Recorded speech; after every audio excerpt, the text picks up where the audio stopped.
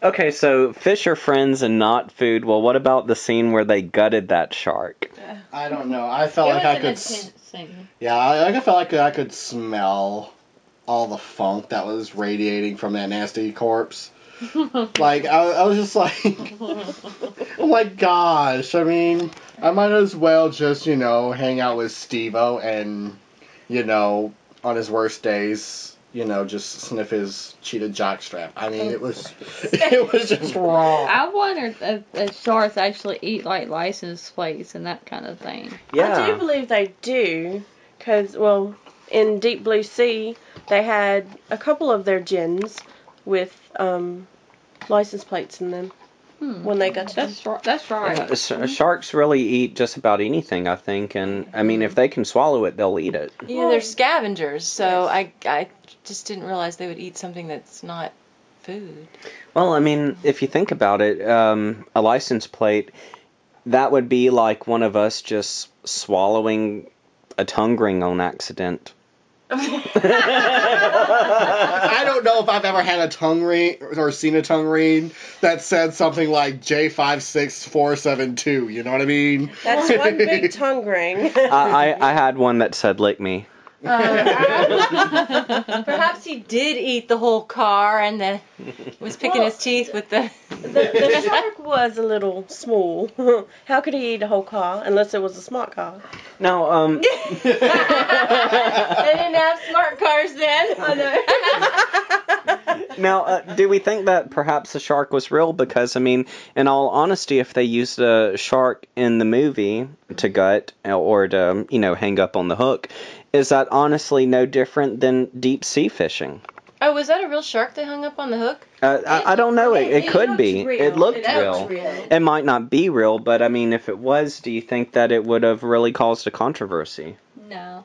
No. No. I don't think so. I mean, especially if it was dead beforehand. I mean, if they were out there looking for a shark to kill and gut, then I think, PETA would have got a, activist boner. Or were PETA around at that time? No, they weren't around at that time. But Somebody probably would have, objected to something like that, though. Yeah, but is a shark an animal? It's not animal rights if it's not an animal. A shark is a fish. Technically, yeah. So I wouldn't say that the But animal it rights... is- I don't think they cared about that kind of stuff back then. It's not back then, I don't think. No. Not about a shark. Not like Who knows? Maybe they killed the tiger shark and then ate it or something. Oh, yeah, Yum. shark meat's good. I mean, it's like in Pink Flamingos after the chicken rape scene, they used a real chicken in it, and then they had, barbecued chicken right after it was over. That's just not right. That whole chicken, I feel its pain. That's what I call a good sense of humor. I'm sorry. That was disgusting. it was. Okay, I thought we were talking about sharks here. Chicken sharks. Well, it's Magic sharks. it's a chicken of the sea, but that's tuna. That's one. Well, shoot, that's one big ass chicken, man. Okay, let's get to perhaps our favorite parts or favorite quotes. I'm gonna start with Miss Mulvihill. Oh, man, I love going swimming with bow-legged women.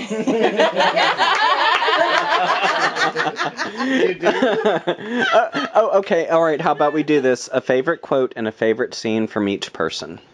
Well, don't start with me, because I have to think. Well, you already said the quote. Oh, yeah? So I don't remember my favorite scene. I guess, well, the first part, I guess. First scene where she's The getting... opening? Yeah. Yeah. But I also like the scene where, he's telling the story, and when they start singing the song. When they're all drunk singing. I like that part. Miss Carnage?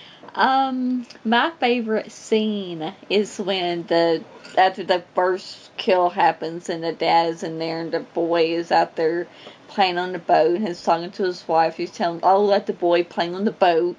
And then she starts looking at the book and she sees the boat and seeing the boat getting attacked by a shark. And she's like, boy, did you hear your father? Get out of that boat. Get out of that water. And my favorite quote would be, I think we're going to need a bigger boat. I will have to agree with Miss Carnage with the quote. That is also my favourite. My favourite scene is at the end when he blows the shark up. very good. Very lovely. Lots of sushi. Mm. I'm gonna have to be, unoriginal because I think that we're gonna need a bigger boat thing. But with that being said, they should have got a bigger boat. Personally, because old dude wouldn't have had to get slowly ate up from the legs up and down. And I think that was kind of funny when they were, swapping scar stories when they were looking deep into each other's eyes. And, I've seen that look before. It usually ended with a happy ending. They didn't have a happy ending. I would have to say my favorite scene is the head scene, and I'm not talking about a scene where someone gives head. I'm talking about the scene where the head falls out of the hole over old dude's head. Richard Dreyfuss's head, yeah. Old dude. Old dude. That would be your favorite scene. It's honestly my favorite scene because it scared the hell out of me as a kid, and I wasn't expecting it. It's just a good jump out and boo scene. And I know of people who originally saw that in theaters, and my dad, for example, said that he took his little brother to see it opening night. He said his brother did not run down the aisle. He said his brother jumped from mid-aisle into the outer aisle and ran out of the theater. And for me, that scene just has some type of awesome significance to it. I would have to say my favorite line in the whole movie is, "Smile, you son of a..." And then he shoots the shark. Yeah, he doesn't even finish his sentence there. And then all the chicken in the sea goes everywhere, and the seagulls go, mine, mine, mine, mine, mine. I have a question. Did anybody see any symbolism in this movie? Yes, I did. I thought that the movie was based around greed a great deal. Mm-hmm. And maybe that's not the symbolism you're looking at, but what's the symbolism you saw? Well, I don't know. I was just wondering if anybody saw any. If there was... I guess there was little things here and there. I think so, because in all honesty, in the movie, the greed shows with the mayor of the town.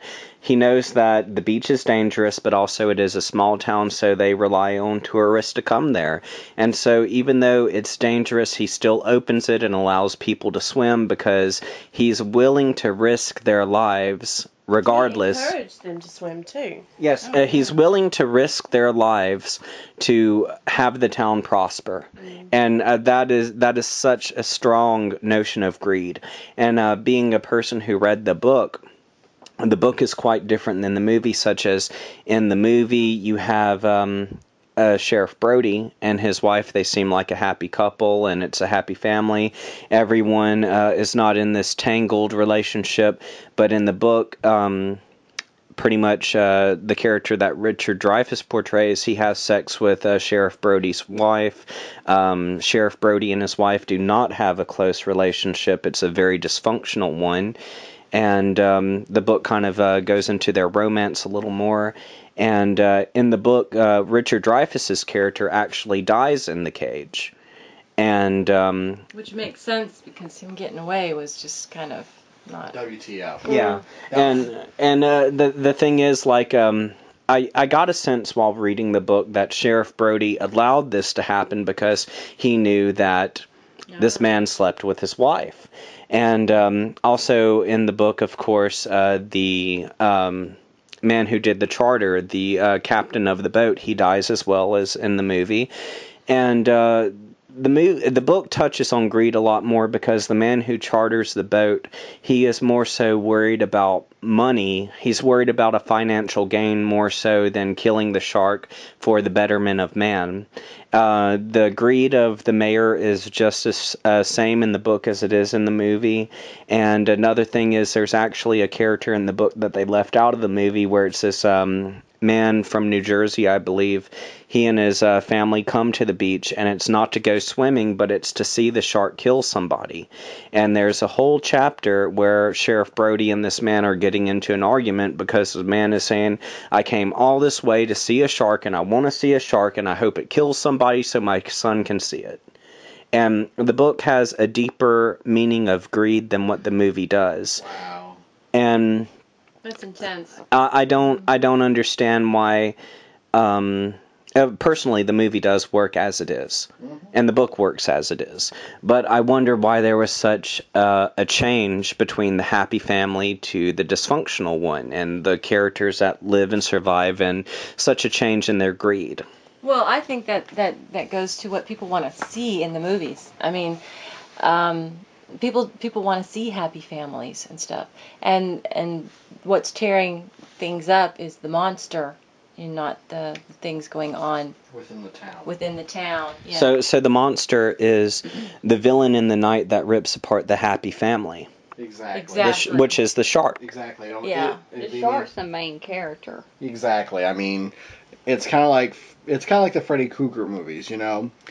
Nobody cares too much about the characters other than Freddy. People come to see Freddy. And I mean, when you see Jaws, I mean, it says there in the title, Jaws. You want to see the shark. Exactly. And I mean, I think if they had all of those dysfunctions and showed the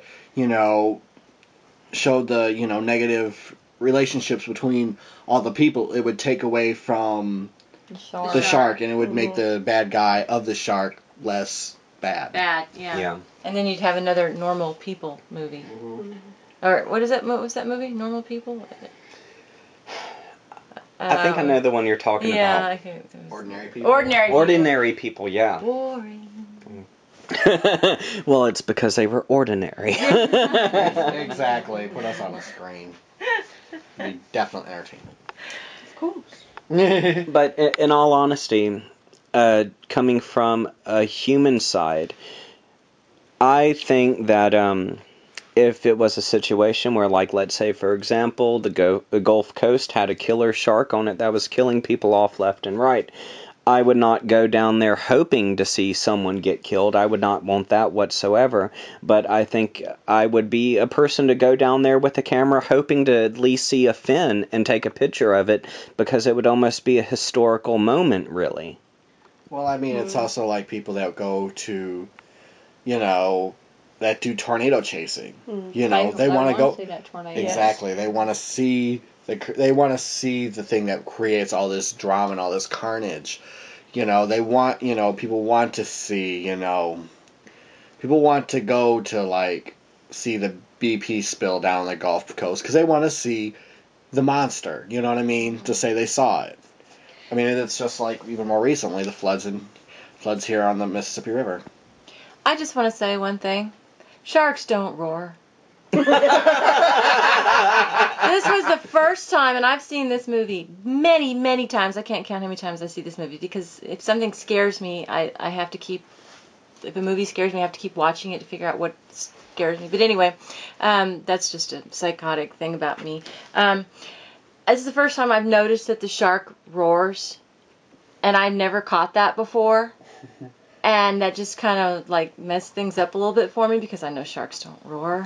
Yeah, and it's the same sound that Spielberg uses at the end of the movie Duel when the 18-wheeler goes off the cliff, which is also the same sound used again in Jurassic Park when the T-Rex roars. How unoriginal.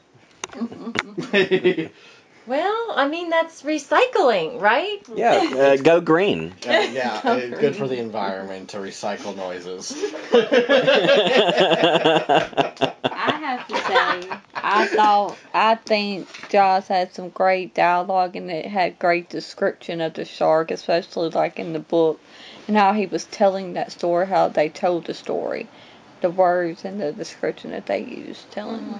And another thing that I really appreciated about Jaws, even though somebody made it a not so good viewing experience for me my first time,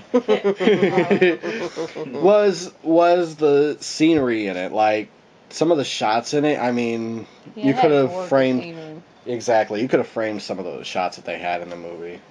It's like the island, the scenery, the island was a character in itself. The place. It's like I thought that the island was a character, the shark was a character, and also even the boat itself, the orca. I was going to say the boat was a character too, now, and it died too. Yeah, and all right, now correct me if I'm wrong here, but I kind of thought that it was funny that the boat was called Orca, and orcas are supposed to kill sharks. However, you have this shark that killed the orca.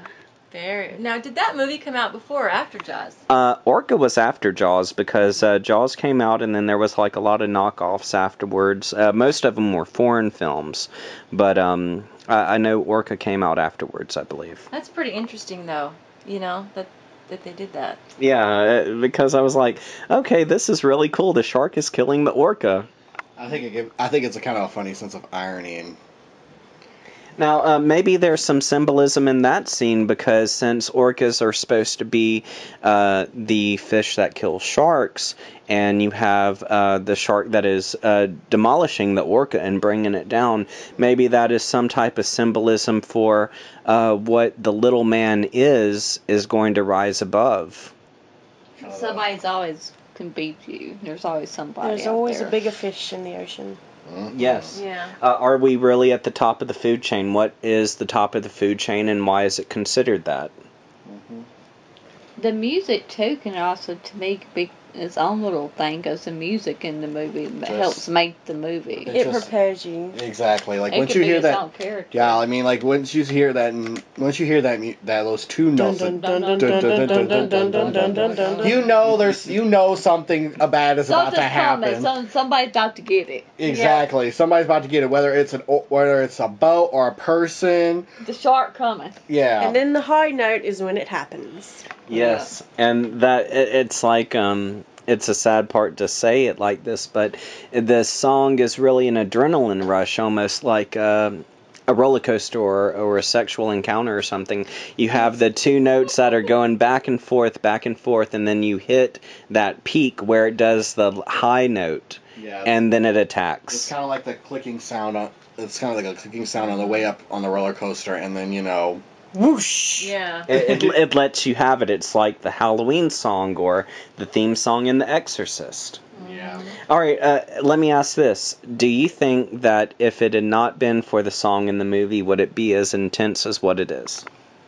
No, I think that they picked the right music. It made it pretty intense. I don't think it would have been as intense without that music. I don't think so either.